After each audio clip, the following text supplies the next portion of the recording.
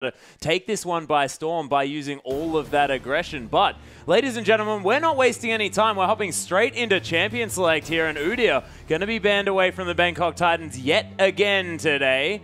And 007, he's impressive on that champion. Don't think we're going to see him on that one for the rest of this, as Gragas going to be taken off the board here, and Revolta not going to have that one, and Nunu as well. 007 getting a lot of focus. And look, 007X was one of those members who in our research had shown that he was a great Nunu player. After that defaulted to Jarvan, it was much less convincing on that champion. We wondered, okay, in this Cinderhulk meta, in a tank meta, if you can play Nunu, surely you can transition to something else. But if Sejuani's also taken away, yeah, 007X just hasn't shown a lot of these tank champions that he's comfortable on. That's why he's the one that's really being sought after. Revolta, he's the carrier of this team, the newest member, but we already saw his Lee Sin play. They gave away Gragas, and it seemed like a calculated move because Lee Sin, a very similar champion in terms of early pressure, just ruined his day. And that might be just looking to repeat that result and attack 007X wherever possible. Yeah, and if Lee Sin has an advantage over Gragas as well, it's that early pressure, and INTZ really playing that one out beautifully. Siva is going to be the final ban away from Lloyd, which is a bit interesting, of course. Have seen a lot of Graves coming out of Lloyd so far, but Siva is the one that's going to be taken away here. Bangkok Titans now thinking about their final ban to come through here against INTZ. Maybe the LeBlanc is worth a consideration. Well, Already yeah, saw Tokas go off on that champion. Nope, Jockster is going to lose the Morgana though, and Yang doesn't waste any time, insta-locks that Hecarim. I mean, it's not the undefeated Hecarim anymore, but 7-1 still very, very impressive. Have seen only a little smattering of Hecarim, though Bangkok Titans, they're the team that has the victory against Hecarim. Yeah. Will it once again be the Shen pick for Warlock? Doesn't need to commit to it just yet, but that's what he did quite confidently in their previous game today. And he certainly locked away Thresh very confidently for Moss there as well, so he's going to put that one down. Of course, they banned away the Gragas this time. Moss not going to be able to pick up that unorthodox support pick, and 007X thinking for a while about what he wants to take potentially into that jungle, or maybe even picking up another lane. It is going to be Sejuani, though. She's been left up. The Bristle Rider being considered, of course, very strong on this patch. 007X, we haven't seen him on it just yet, and Pantheon would be a different one. Probably not going to be a Pantheon. Sin in some smaller scenes, but probably a little bit too aggressive in this meta. Also, Pantheon into Sejuani would be a really tough matchup. So lock away the Sejuani. You suddenly got pick potential both at level 1 with the Death Sentence and level 6 from the Glacial Prison. So a lot of synergy between the first two picks from Bangkok Titan. Yeah, and a lot of CC coming through as well as INTZ now to think about their second and third picks coming through here. Revolta is hovering over that Lee Sin, potentially just for some crowd reaction here, because that Lee Sin was terrifying to deal with. Tokas considering the Cassiopeia, and we'll see whether these are going to be locked in. INTZ still with some time here to make their decisions. It's going to be something early aggression, and honestly, Elise is only more aggressive than the Lee Sin choice. His Lee Sin mechanics are definitely on par, as we saw in the previous game. Obviously been practiced on that champion. Considering the move towards the Elise, that's a champion that the Chiefs have shown, specifically Spooks, has been playing that at a very high level. Honestly, it's a choice of basically anything to go on Piggy hunting season, or he could go completely off the reserve. Not deciding to, though, and it is going to be a fairly standard Rek'Sai to come through here. And she also very strong in that early game, able to transition late as well. And we'll see whether Revolta is going to go that Warrior enchantment, or whether we are going to have the Cinderhulk Rek'Sai here, as Lloyd wastes no time locking away that Graves, and G4 considering a Yasuo. We'll see what he does decide to go with, as of course INTZ not yet locking away a mid laner. Might be dangerous to blind pick a Yasuo. I mean, actually flashed Lulu for a second. Surprising that Lulu is available in the 5th round of picks already. Precisely. But it seems to be one of the considerations. The Yasuo, not seeing a lot of knock-up synergy, only the Flay from the Thresh coming through. Lloyd's back on the Graves, had one game away, as you can see in the last pick on the Lucian, but has shown so much proficiency on the Graves.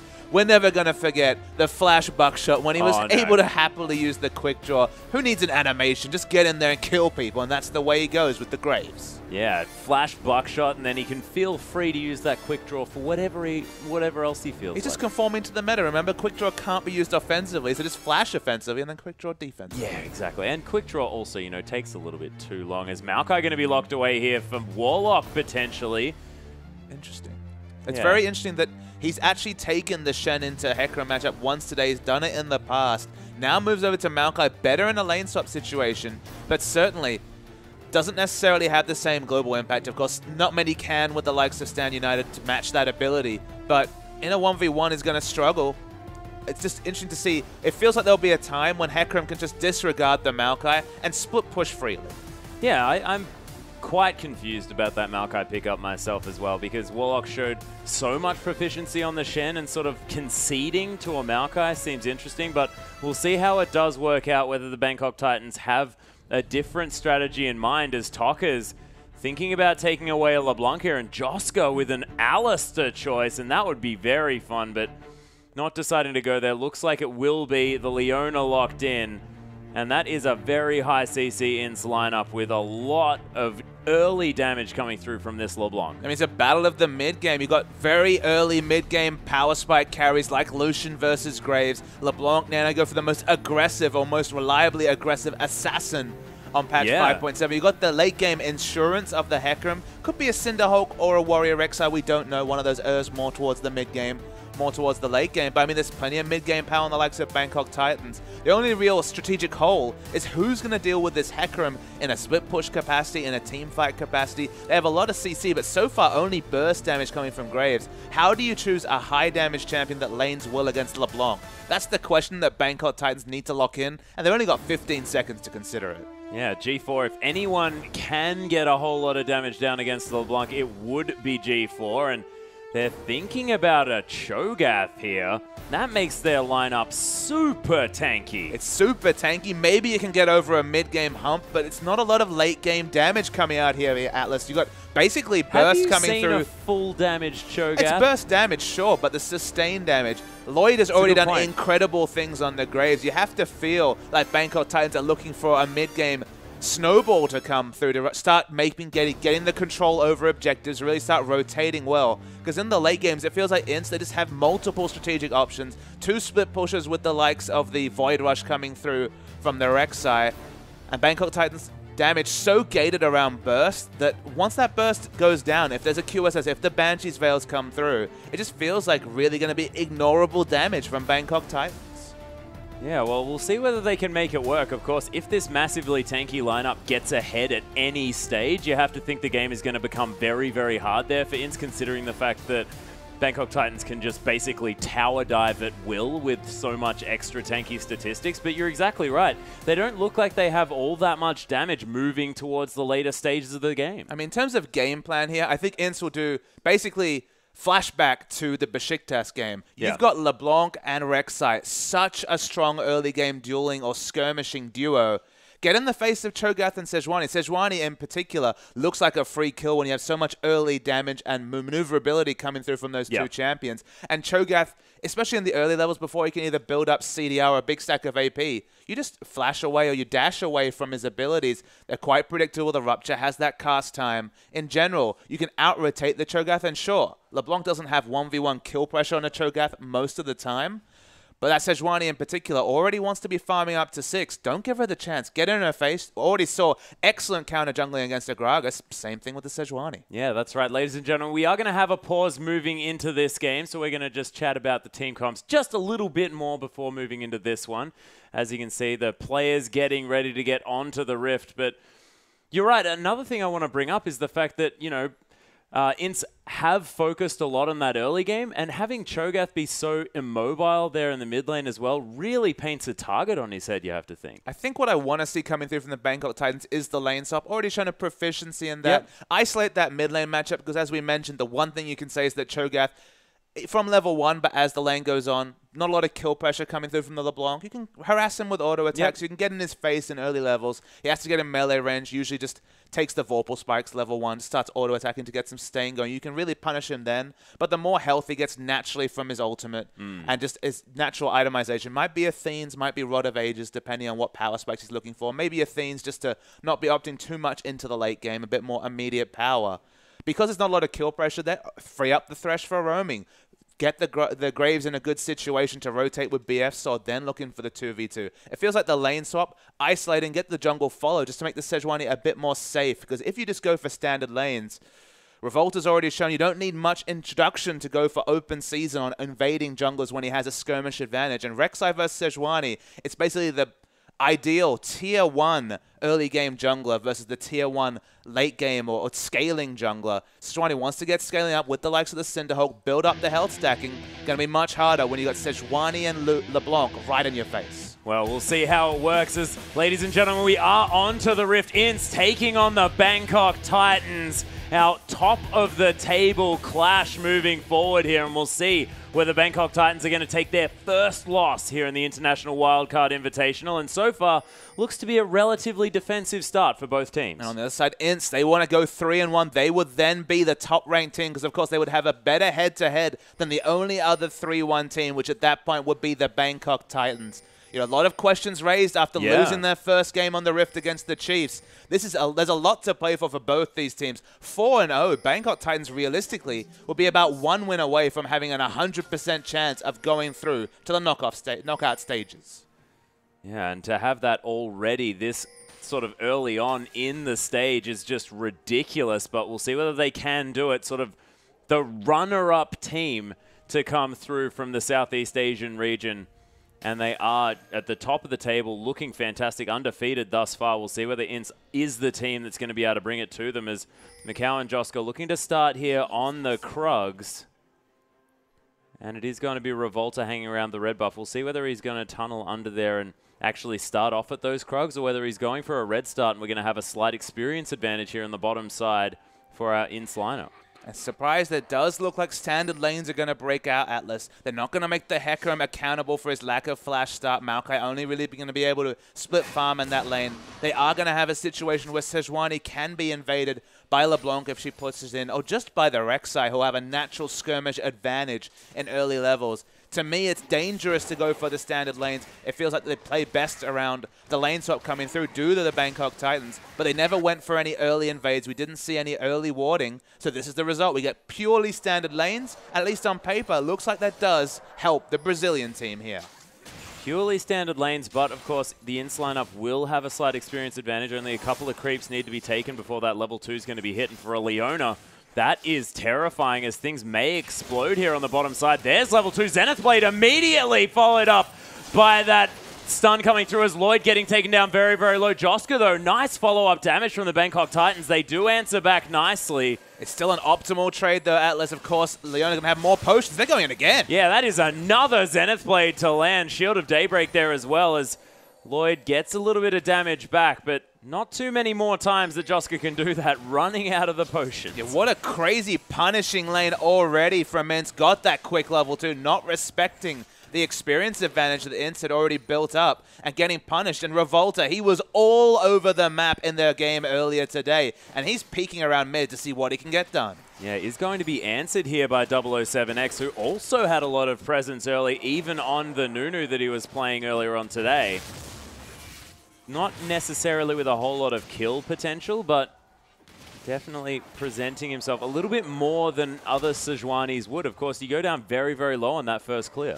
Surprisingly, Rek'Sai hasn't picked up level 3 yet, hasn't got a blue buff, can of course go over to her own blue buff at this point, just sneaking around, seeing what's to happen. They just want to get onto this Cho'Gath as quickly as possible. Yeah, Tokka's actually here in the mid lane looking for the knock-up. There's the flash to come through from G4. There's the Rupture, doesn't do anything, and first blood to Revolta.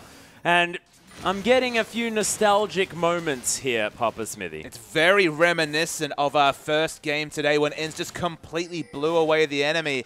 Rek'Sai, the aggressive flash over the Rupture to get the auto attacks and knew the damage. Speaking of damage, nice play though. Yeah, another Shield of Daybreak to come through as Joska very, very close to that turret. Macau, he's going to get exhausted. He flashes forward. The heal to come through from Lloyd as the Leona left on her own as Moss, not with a lot of mana coming down. It is going to be a kill in the top lane and the bottom lane as Lloyd falls.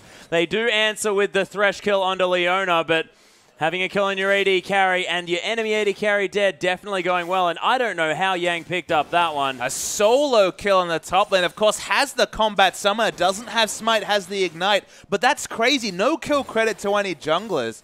You almost never see that sort of a situation in a 1v1. They opted into the 1v1. We actually have a replay coming through. Just didn't respect the damage potential from the ignite and just straight up died. Yeah, and the devastating charge easily closes the gap. Not sure what Warlock was thinking there. There's a 1,000 gold lead at 5 minutes. Yeah, this is not the team that we saw yesterday, and should have figured that out, of course, witnessing the last game that INTZ played. And man, they are on a roll. And this is not against any bottom-of-the-table opposition. This is the previously undefeated Bangkok Titans, 3-0. Still undefeated. Coming into this, well, not including this game, absolutely, 3-0. So this is formidable opposition at the IWCR, and they're playing with such confidence. It's obviously just reverberating through. They must have had an excellent sleep and pep talk this morning, because they're playing out of their minds aggressive today. Yeah, I want to know what they had for breakfast. I need to get me some of that. Because, of course, they are looking fantastic. Macau and Jockster now with a wave pushing towards them here as well, potentially with the ability to at least zone out Lloyd and Moss. Moss only just arriving at the lane. I can only speculate that INTZ, had a happy chat to Chiefs, because, of course, not going to face that team for a while, and were recommended Wheat Bix, because they've had their Wheat Bix today. Ah, yes, they most certainly have. Revolta again, another knock-up onto G4. No flash available. Rupture doesn't find anyone as Tockers just waits for the cue and picks himself up another one. And Revolta does this so often and takes a turret shot to take a tunnel. I mean, that is the ultimate cherry on top, just going for the cheeky tunnel. But Revolta, that's the thing that's unique about these champions. That was the tunnel bait to come down as well. Distortion over Revolta with the dive, picks himself up another one. It finds plenty more turret shots, but Revolta, this is the thing that's opened up by a jungler like Rek'Sai with so many flexible, aggressive options. Might as well be Shaco with pathing like that, but another 2 kills. And in the bottom, the trades don't stop. Yeah, Death Sentence comes through. Macau, though, ignores the Thresh. Lloyd taking some damage. They are trying to turn it around. Beautiful double play to come through as a piercing light. Not quite enough. The flash from Moss. One more auto attack will do it, and Thresh picks up the kill. Josker now in a lot of trouble. Death Sentence doesn't find the mark. Is Quick Draw going to be there? Lloyd doesn't have it, nor does he have the flash. They are going to pick up the 1 kill, though. But so important to arrest this massive global momentum that had been going for INTZ, especially in the mid-game. The bonus kill onto Sejuani was just an embarrassing mistake coming through from 007X. Whoa. But this is what couldn't have been calculated in all of this. In an isolated 1v1, that's kill pressure. Speaking of kills. Yeah, G4 now going to get ignored by Revolta yet again as Tockers. This silver platter is so used in the mid lane. And Hitherto, G4 had been carrying his team. He's this big star player of this lineup, and that's why he's been isolated by Revolta. We thought it was going to be the Sejuani, but Cho'Gath as a melee range champion has been punished, and the Sejuani is not having much fun herself. Yeah, exactly. That is going to be half health now on the jungler. Yang teleports in here. Level 7. There's the ultimate. Gets charged back. Tockers picks up one with the Mimic. Moss and Lloyd, nothing they can do. Tockers really has magnets on the end of his chains as well, as they're going to steal away the blue buff. And this game is just going so far in INTZ's favor at 8 minutes. And let's take a step back to breathe, Atlas. We just saw a teleport in to contest a blue buff where the Hecarim used the Onslaught of Shadows into 3 members under an inner turret when they haven't even taken the outer turret. It's just complete and utter crazy aggression. It opens up the Dragon and the blue buff we've just previously mentioned. G4 can't even enter lane. He's been killed so many times recently. And INTZ have blown away the Bangkok Titans 8 minutes in. 3-0-2 as well for Tockers. This is a terrifying LeBlanc, and if there's a champion that you don't want to get this fed this early on in the game, it is LeBlanc. And you talk to analysts and they say, if you pick LeBlanc on patch 5.6, patch 5.7, you need to get basically a solo kill to justify the fact that in the late game might struggle. We've seen so many carry LeBlanc performances this tournament, and this LeBlanc 3-0-2, certainly not off our own back, as 2-0-3 is the jungler here. Revolta, after a good night's sleep, is just jungling out of his mind this tournament. Yeah, going for the warrior enchant here as well, so really wanting to keep up the skirmish and making sure that INTZ are going to have that mid-game power spike with damage that they're looking for. I mean, surprisingly, back again. G4 has his flash back up. Revolta is going to bait out the teleport as Warlock comes through. Revolta actually flashing out of the way of that Rupture, really respecting the Bangkok Titans. It's worth noting, though, that despite the 7-2 kills, despite the fact that it feels like a landslide victory for INTZ already, we can't proclaim anything because the gold lead's not there. And in general, the CS values from Bangkok Titans are keeping them in this game. They're very competitive against an enemy that's winning multiple lanes. The solo lane up top has been the one where Yang has already got a 1v1 kill against the Maokai, but they're staying competitive, and that at least gives them hope coming into the mid game. Yeah, both of these top laners actually using their teleports at different times in order to try and affect this map and help out their team. In fact, G4 getting saved by Warlock and Yang diving an inner turret in the bottom lane for a kill. So both of them successful to different degrees.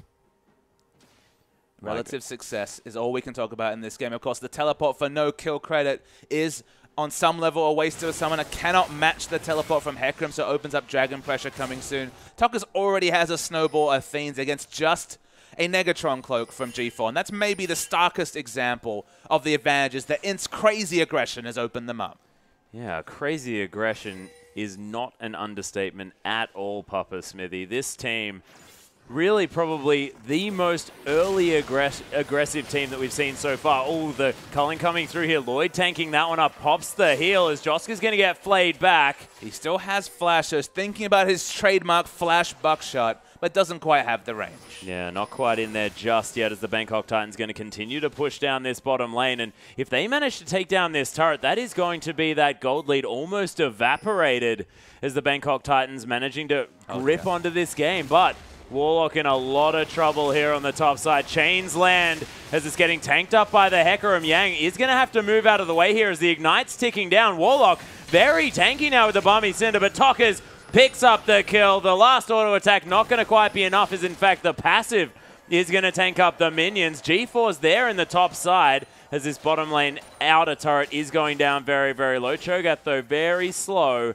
and not with too much of anything to offer as far as the damage is concerned. And how the hell do you catch up to a LeBlanc who has Distortion, Mimic Distortion, all sorts of good stuff? I mean, they're catching up in gold, so only 1,300 gold is the difference between these teams, with the first global objective in terms of turrets being taken down by Bangkok Titans. They were positioning for a turret dive, and speaking of aggressive positioning, we see Thresh and Sejuani looking for something, but LeBlanc smartly backing away.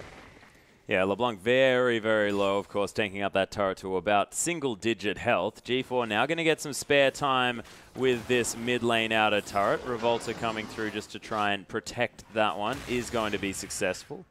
Feels like you just have to play either safe or super aggressive lanes to counter Revolta today on the likes of Lee Sin and the Rek'Sai. Just been preying upon enemy junglers, is picking himself into skirmish advantages, earlier power spikes compared to the Sejuani, and that's why they were happy to ban out junglers and get them, force themselves into a situation where Sejuani was just too tasty an option to pass up and just go around the map, exuding all that early skirmish advantage that the kit provides, and just expertly done. You can see the aggressive mindset. Could have told me he was playing Shaco with some of the turret dives he was putting up. I mean, deceiving over a wall and burrowing through a wall is very, very similar. Just been used to excellent effect by Revolta. Yeah, it's fantastic. And we've already mentioned the fact that 007 does favor these tank junglers. You may think that this sort of matchup of teams just generally not going in favor here of the Bangkok Titans, and Tokkers and Revolta, the gank squad heading towards this top side. Ignite already down. The chains are going to land the snare underneath the turret. Warlock thinks that, you know, this should be a safe location. Tokkers again going to tank this one up, and INTZ, they're diving relentlessly. 9-2 now, but Bangkok Titans with a nice rotation down mid, they are going to be able to take down this outer turret, and they do have a stranglehold on these structures on the map so far in the game. They're not stopping. Well, that's the rotational play they've gone for here, Atlas. Maybe INTZ have got too bloodthirsty because they're not picking up big objectives from their kills. Only the blue buff and dragon to show for their crazy aggression. And 9-2 is negated by the two turrets going down. And it's only 800 gold in what has been the most bloodthirsty game we've seen in recent memory. Yeah, Moss actually looking for a death sentence over the wall there as Revolta's going to come through and notice that his Raptors are gone. Yang is going to try and eke back that gold advantage that INTZ had from earlier on by taking down the outer turret in the top side of the map. He's going to head back to base, maybe finish that Sheen off as well.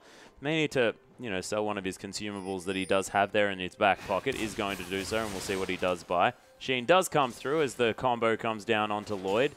True Grit actually does a whole lot of work during this early stage of the game. And it's worth knowing that he is going for the Snowball Trinity Force. Should only be a 17, 18-minute Trinity Force. But team fighting is still relatively difficult, not because of the item purchase from Bangkok Titans, because of the natural tankiness. All their build paths and stats are around tankiness outside of perhaps the Graves. Even the Cho'Gath, of course, gets that health from the Feast stacks. they're all pretty tanky, so the Hecarim, if he can't land the perfect ultimate, might be picked off early. It's a warrior enchant coming through from the Rek'Sai, and still very quick in starting up the Dragon. Sejuani on the other side of the map, so it should be completely uncontested. Yeah, Ints grab Dragon number 2 here at 15 minutes into the game. Macau throwing out an Ardent Blaze. They're not going to find anyone, and Ints looking for the 4-man dive here on the Titans here on the bottom side. Moss is not going to have any of it, but he is going to get Solar Flare. There's the culling, blocked by the minion wave. Descents onto Joska. Pretty tanky with the Eclipse up, though, and they're not going to find any kills here. Teleport into the top side. Warlock not able to take down that turret, but denies a cannon creep, which is definitely important. It still force a defensive turret. It's a defensive teleport. They will pick up this bot lane turret eventually, no, actually imminently in this case, to tie up the turret advantage that Bangkok Titans had opened up. They're still pushing aggressively in mid, but Cho'Gath and Sejuani can only do so much turret work. Yeah, they are going to get half of that as Revolta's coming through. Arctic Assault is going to get 007X out of this one. Revolta flashing forward, actually, as the Prey Seeker doesn't find anything, but 007X taking so much damage. Ignite's going to tick down, and Joska picks up the kill. G4, he's chained up. Revolta, though, is going to get collaterally damaged, and Joska's now the focus. Lloyd gets exploded from the backside as Yang comes over with the ultimate. Moss puts down the box, trying to stay alive as Tockers is looking for this kill. Another chain. This guy has not missed one on LeBlanc so far this game as G4 is getting hunted by a Leona. And that is frightening as Macau going to come through with some damage here on the backside. Warlock teleporting in. G4 is going to fall. And Warlock says, like hell, I am coming into that lane. That was a really curious lack of teleport coming through from Warlock. Had that cooldown available the whole fight. Didn't have the best vision options to teleport onto. Would have been a bit of a walk, but then why try to teleport when they're diving? And now we're getting punished again. Yeah, and Revolta with that Void Rush able to make it towards this top side of the map, and Warlock thinking, oh, I managed to take the turret, this is great, but the jungler 1v1ing the top lane, and Warlock completely out of mana, and Revolta with the Q, oh, hopefully he's going to be able to get that one. Prey Seeker not going to do enough work as 007X is here. Man, Warlock was so lucky to escape that one. But, I mean, he just needed to rotate earlier. The world's longest team fight happened, never found a spot to teleport, then basically gave away his teleport for free. Another advantage coming through. Big mistakes from Warlock. He should be good at rotating. He was just on Shen. He should be looking at this mini-map. Obviously didn't see any sort of chance to go in, but so punished were Bangkok Titans for his lack of rotation. Yeah, and Ints, one thing that you have to say is that CS scores are not all that high, and Lloyd looking like a massive winner here on this map as far as that creep score is concerned. Does have the makings of both the Ghostblade and Infinity Edge. And let's have a look at the replay here as Revolta flashes in. So remember, Maokai never found a spot to teleport into. You can say, looking at this minimap, there was the aggressive ward next to the inner mid turret that he could have teleport onto at any point. Probably didn't expect the first kill and the effective re-engage, but Hecarim finds a spot, gets the pick. Maokai still hasn't teleported. At this point, it's a very outnumbered fight, but there was plenty of spots previously that he could have looked to teleport. Again, you're against a team that has both the Rek'Sai and the LeBlanc in these early levels. So much pick pressure that Maokai negates a lot of that, can give the Vengeful Maelstrom for effective tankiness for his team, but just never did a Warlock rotate. Yeah, we'll see whether he does manage to pick that one up. And like you mentioned, I mean, the Shen point is a massive one here because as soon as you're a Shen player, you are known for keeping your eyes glued to that minimap, and may have just been in the communication coming through from Bangkok Titans. They may have thought, okay, we don't need the teleport here, we will be able to make it out, and then said, a little bit too late, Warlock, we need you, you better come in and not take down that top outer turret. The only thing I can speculate is that maybe they were surprised, because of course Graves got a snipe over the wall under the Dragon Pit. They didn't expect the Hecarim coming in, but once Hecarim committed to the teleport, got the instant burst kill on the Graves, the fight was lost at that point. So perhaps it was just a lack of communication, but they absolutely lost the maximum as they're looking for more kills. Yeah, Solarflare's going to tag 007 as he's heading through that brush, but they're not going to find anything there. Joska, the rotation towards the mid lane. G4 going to head bottom lane just to try and protect this inner turret as Yang, with a lot of pressure now that this Trinity Force has been completed. 205 Hecarim, 20 minutes with the Merc Treads and the Trinity Force completed. That is so scary. So we're learning more and more about INTZ as a team, Atlas, just seeing them in these games. We can definitely say that when they're ahead, you just get no resource. They completely take you out of any options of taking even your own Raptors. Your side of the jungle is their jungle. Revolta completely owns the jungle, and Sejuani awkwardly wants to scale up. Scales so well with health. Already has the Cinderhulk is looking to pile on health to even get damage scaling from the Northern Winds. But there's no resources on this map for Bangkok Titans to reach for, just because there's nothing on the map. Yeah, and Macau actually trading with Lloyd here does run out of mana, as he has the Infinity Edge, was looking for some crits. Oh, Yang comes around for the flank. There's the Ignite with the fadeaway. Picks up the kill. Doesn't even have to commit the ultimate. Yeah, and meanwhile, on the backside, it's going to be LeBlanc picking up the support player, Moss. Nothing he could do to the burst damage, as Macau does have a bit of his mana back now. Joska, oh my goodness, the Wombo combo comes through, and Macau just gets destroyed. Revolta tries to run away, has no idea what just happened, as Tockers lands another chain. No surprises there. There's the Mimicked one as well. Gonna stop 007 from coming through, but cannot dodge away from the Rupture. There's the ultimate to come down. I believe the Rupture, sorry, to come through, and Tockers can't escape as Revolta looks to try and back. G4 coming through here as he's not going anywhere, and G4 picks up the kill. Yang just heads back down towards that bottom side. He's going to be able to take down the inner turret. But Bangkok Titans, that was exactly the team fight that they needed. And especially because they were getting huge bounties. LeBlanc giving 500 gold away. The levels that had already come through from all the skirmishing previously being equalized to a large degree. And the gold lead once again gets a little bit lower. Bangkok Titans hoping to pick up the dragon. The Sejuani is rotating. It's only Yang. Of course, this is not a teleport smite Hecarim, but looking for the optimistic steal. Yeah, they're going for it, of course. Ward in the back of the pit here for INTZ. Look at that devastating charge. So much damage. The ult a little bit whipped there, but Piercing Light goes straight through Lloyd, and he's going to die. 007 now over the wall, burning down. He's going to survive this one for now, as Warlock completely out of mana. He's the focus by INTZ. Death Sentence doesn't quite land there, as Eid is going to, most definitely by Joska. Zenith Blade going to come through there, and that's going to lock that kill down. Yeah, they're looking for more people. Thresh is trying to run away, but Moss is caught between lots and lots of enemies. Yeah, Death Sentence going to come through, but there's the Zenith Blade yet again. Joska going to be flayed back. Yang just takes a drive-by past the inner turret.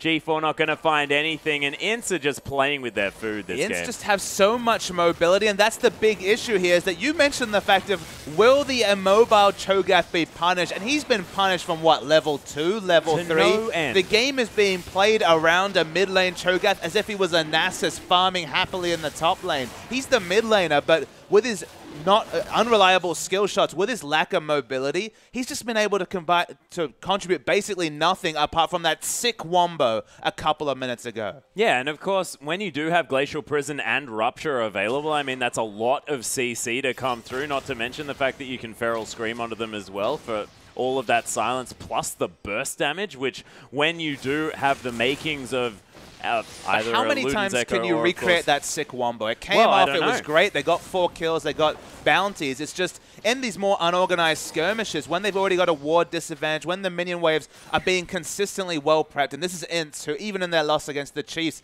had excellent side wave control, you wonder how many times can they line up those amazing wombos. As Yang wants to get the kill onto the Graves, you can see his mindset. He's already confident enough optimistic to go for these things, but when you've got those items, and those items are completely... Goodness, that's absurd. At 23 minutes, that's an absurd amount of gold for a Hecarim. Yeah, that's out of control. I didn't even notice that. Was that an outright Frozen Heart purchase? The scary thing is, yes. Oh my goodness, that is so frightening. As Revolta's going to steal away the red buff here as well. Look, they own this jungle. They've got so many wards. Just look at the items, though. It's Infinity Edge, Static Shift Boots 2 against a Youmuu's Ghostblade. Basically an emergency Youmuu's coming through from Lloyd once he committed to the Brutalizer. They're trying to clear waves. Look, they'll keep this turret up, but for how long with how smart INTZ's rotations have been? Huge minion wave pushing in bot. Yang pushing mid. He's already got the Trinity Force, and they'll just keep pushing in at every opportunity. Yeah, and this pony loves running past these towers as Joska takes so much damage, gets eaten by G4. Bangkok Titans picking up a kill for themselves. But it doesn't even relieve pressure. Yeah, it doesn't, as the inner turret's going to fall down in the mid lane. Yang taking a bit of damage. Here's Warlock, very, very tanky. Lloyd, though, is going to get exploded Revolta picks up credit for that kill. 4, 2, and 6 now on the Rek'Sai. Warlock and 007X did manage to at least stem the aggression here in the mid side as Revolta's going to clear out some vision. Might need to hightail it out of there as the chain's going to land again. Moss burning down. He's going to die. G4 going to get knocked up by that Umbaro. Tokka's looking for his cooldowns to come back off cooldown. My goodness, G4 with a beautiful flash there to come through as Yang is going to close the gap onto the Cho'Gath. Warlock going to get rampaged on as well, and 007X wants to join his friends in the Death Chamber as the ace comes through for a couple of seconds. Graves does respawn, but man, INTZ just tearing this map apart. Yeah, it took INTZ a day of rest, but they've finally woken up to be the top team they've been claimed to be, and they're not done. Yeah, there's the flash into the Umbaro again. Graves, what? That was silly, the burst damage coming through. And that's a Warrior Enchant Rek'Sai. All the other sources of damage. Going to get hooked there, but Moss, you're just giving him a gap closer as the damage continues. Yeah, that was a death sentence on the wrong side of the death sentence, if that makes sense. Of course, sentencing himself to a little bit of death there. They're going to lose the inhibitor, and Moss in the end is going to survive after not deciding to pursue that hook. And I guess the only thing we can take away, the only trend we can see, if we compare the loss they suffered against the Chiefs to the future games, you could say maybe it's the fatigue, but let's look at the more tangible thing. Whenever Revolta takes over a game, the game just never goes poorly for INTZ. They get so far ahead when their jungler's ahead. When their jungler's able to play the invasion game, go for those turret dives, they synergize so well with them, play so aggressively, and it seems to suit their style much more. Spooks was on top of the jungle matchup. Revolta fell behind. In this situation, though, in every subsequent game, Revolta has completely run the map and both sides of the map. Yeah, it's just been so frightening, and all of these early game junglers that he's been playing, seems like a lot of players have forgotten how to play against them as 007X. He's going to get caught out. G4 as well going to get chained up by Tokka's here, who throws out the sigil, trying to chase after the Cho'Gath. Sort of incidentally, 007X is going to fall down as Yang is going to head towards this mid lane. That's not your base, Tokka's. Yeah, I'm not entirely sure whether that's correct, Papa Smithy. It's not their jungle, that's for sure, but you feel like it's only a couple of moments till even their own base is being completely run by INTZ as they've just strangled them out of the game. We said that in every single game subsequent to Chiefs. But when they get going, when they're ahead, this INTZ team look world-class. Yeah, this is a hostile takeover of this game, if ever I've seen one. INTZ just really tearing this one apart. Bangkok Titans almost look like they have no idea what's happened to them this game. But this is no resources to pick up. They almost need an inhibitor to fall, or another inhibitor to fall, because of course the top lane inhibitor's already fallen. They've already broken the base. But those super minions are the only resource they have apart from passive gold coming through at this point. They're hoping for the game to be prolonged. But everyone that steps or dares to step outside the base gates is being punished. Yeah, and Revolta taking the most unnecessary Rift Scuttler I have ever seen in my life. Need a bit of vision around that dragon. Yeah, that's... Look, you can see all 5 members because you're sitting in their base. Don't think you need much vision, Papa Smithy. And look, if they need another win condition, both Dragon and Baron looking pretty free for INTZ. Yeah, that's true. Revolta now going to clear out some vision around the Baron. That is an idea that I can get amongst. Is Macau going to destroy those Raptors? Yang actually pops the E as Lloyd flashes out of the way of the chain, so he's going to survive this one for now. Rupture not going to find anyone as Tokka's is doing despicable damage. I mean, basically everyone on the INTZ lineup is an item at minimum up over their opponent. They're already 11,000 gold ahead at 28 minutes. We've seen bigger leads, but this game had a massive lead, but not one in terms of gold Atlas, but remember the gold was quite competitive when it was 7-2, when it was 9-2. It's 25-8. That's almost a killer minute for INTZ. It's revolting. G4 now is getting closed in upon the box comes through, but Yang ignores it. Lloyd getting torn apart. You wouldn't believe that that was in fact an exhausted Hecarim and that there was a collateral damage coming through. There is 007. He's getting the focus. Tokka's looking for Moss, a squishy target for him to eliminate. Warlock once again just watching as his team falls down. Not a lot he can do about it here as well as he's trying to fight super minions. And instead just going to waltz into the base and take this one out. Tokka's just flashing around for the fun of it as INTZ They're going to be able to clear out these Nexus turrets and take the game, and man, this Brazilian team is looking so frightening. Against the previously 3-0 Bangkok Titans, they've been completely blown away by INTZ. And honestly, Atlas, I feel like the other team's going to be pretty angry at the Chiefs because they seem to have just angered the beast that is the INTZ. Yeah. One game, one victory, loss that came through for INTZ. We were wondering, okay, maybe the hype wasn't justified, but man, when they get going at the start, enemy teams have to cower in fear in their own base about 10 minutes in because Revolta and friends just run this map. Yeah, and Tokkers, it seems to me like he has, I don't know, given Revolta something in the past and Revolta owes him super big. Because this guy has been camping that lane and getting so much work done in the early stages, and every single mid laner that Tokkers plays seems to get so far ahead that he can't do anything. That was something that didn't happen in the Chiefs game because, of course, he always found spooks there. That's exactly what they do. And he's been exclusively picking those champions that can skirmish and can path so creatively around those minion waves and mid lane in general. Whether it's the Lee Sin, whether it's the Rek'Sai, you can get so aggressive. We saw pseudo turret dives coming out as early as 5-6 minutes into the game. Once they got open up to that burrow, just never left mid. And the Cho'Gath died, what, 3 times in the first 8-9 minutes? It was crazy. Yeah, there's not a whole lot you can do about that. And, of course, you can't mention the fact that there's an immortal Hecarim that was doing drive-bys by inner turrets at about 7 minutes into the game. And multiple times. Solo killed the Maokai. That was the funny thing, is that you could forgive the other lanes because Revolta visited mid. There was some action in the bottom lane. But in a 1v1, it's unforgivable to die to a Hecarim in lane in a tank battle, you have to say. Just didn't respect the ignite. Almost seemed surprised that he got ignited. Flashed away and died to the devastating charge. That was poor play from the top laner Warlock, who had been so consistent on the likes of Shen. And the Maokai pick, we kind of scratched our head and thought, okay, why not the Shen? Why not go for something that can at least hope to have the same global impact? Not in terms of burst damage, but in terms of just, you know, trying to push up the wave. Dispatched a Hecarim already on Shen earlier today, and then have the Stand United for the ultimate equalizer. 850 damage. That's a couple of Trinity Force procs from a Hecarim, so that's at least something you could provide.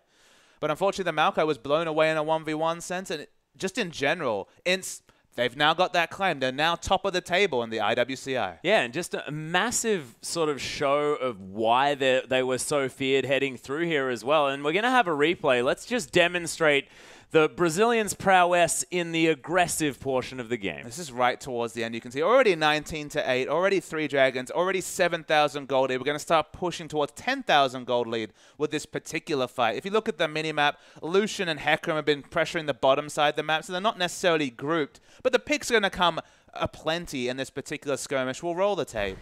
So Revolta already very aggressive. This is another one of those cases where Cho'Gath slowly rotating to top lane. He's already going to find Moss picked away, and they just don't stop their aggression at any point. There's multiple members of Bangkok Titans rotating first. Tokkers is definitely zoned out of this fight, but still is able to come in aggressively. Hecarim's got the Trinity Force and the Frozen Heart. Those rampages coming off cooldown, so are the Trinity Force procs. And they just fight as a team. Even if they don't rotate first, they get the damage in, they call targets well. Tokker's able to provide a lot of impact despite being on, what, 200 health for the majority of that fight. They team fight well, and they team fight so aggressively. Yeah, and Tokkers ended up that game on, what, about 8-1-9, really frightening score. And it's all about Revolta being able to be anywhere he needs to. And you have to think that a lot of these teams are looking at the jungle here of our Brazilian lineup and saying, okay, we need to find a way to shut down Revolta. And I can't actually help them because I have absolutely no idea how you're going to do that. This guy seems to always be exactly where he needs to. I mean, the only suggestion that I could have in terms of a draft phase is just save your jungle pick for later. Don't commit to the Sejuani and open up the plethora of options you have to go more aggressive. Or just go super aggressive yourself. Lock in Elise, lock in Lee Sin and say, okay, 2 can play at the aggressive jungler game. But even if the enemy jungler here coming through 007X, let's assume he was actually a skirmish jungler player, because of course famously is more of a tank role player, more of a Nunu player. Even if he was an aggressive jungler like someone like Spooks, if you lock in the likes of Sejuani, you know, if you get out skirmished in these situations, there's just nothing you can do when you have the Sejuani locked in. At least if you're optimistic and go for the early pressure, you can try to match, you can try to counter game, you try to use your communication options. In these situations, though, where you lock in Sejuani, had his choice of aggression and used it so beautifully. Yeah, and do you think that, you know, say the Chiefs, they do have a little bit more of an early jungling style. They have access to the Elise here as well that Spooks does like to pick up. Do you think a lot of these other teams might need to be looking at more of these sort of early stage junglers in order to combat this? Is it sort of you have to fight fire with fire in this circumstance, or can you sort of opt for a different playstyle and work on it that way? I think the jungle follow that we were talking about, the 2v1 would have opened up more of these options. We already noted that with the Maokai, forcing the Hecarim into a 1v2, forcing a jungle follow where they actually had CC in lanes. Maokai obviously level 2, a very strong ganking force with 2 types of CC. Maybe that can negate the natural advantage that Revolta had. And if you look over at someone like LGD, who will be fighting in the finals of the LPL on this weekend, he moved with the meta, moved towards tank champions, and they could neutralize a lot of damage threats just because they rotate around it. They ward very well, they communicate very well, and that's the issue. But I think we have an interview. You beat the 2 favorite teams in a row. Can we say that INTZ is now a favorite for this tournament? Yeah, I think we are. Yesterday we were supposed to show that, but since we were very tired from the trip and we had to do some stuff with Riot, we couldn't show it. So now I think I can say yes. So you are focusing in the mid lane for your ganks. Is it a LeBlanc-related strategy, or is that a general strategy for your team? We stopped doing that actually on later games, but when we started playing the league in Brazil, we used to do that all the time, and now we are trying it again, and it's working very nicely. So yeah. Okay, so is there anything you want to say to your fans, to your supporters? I just want to say sorry for yesterday because we didn't show how we play. We are very tired. I'm sorry, and continue supporting. We will make you proud. Thanks. Thank you for the interview. Now we're back to Khan.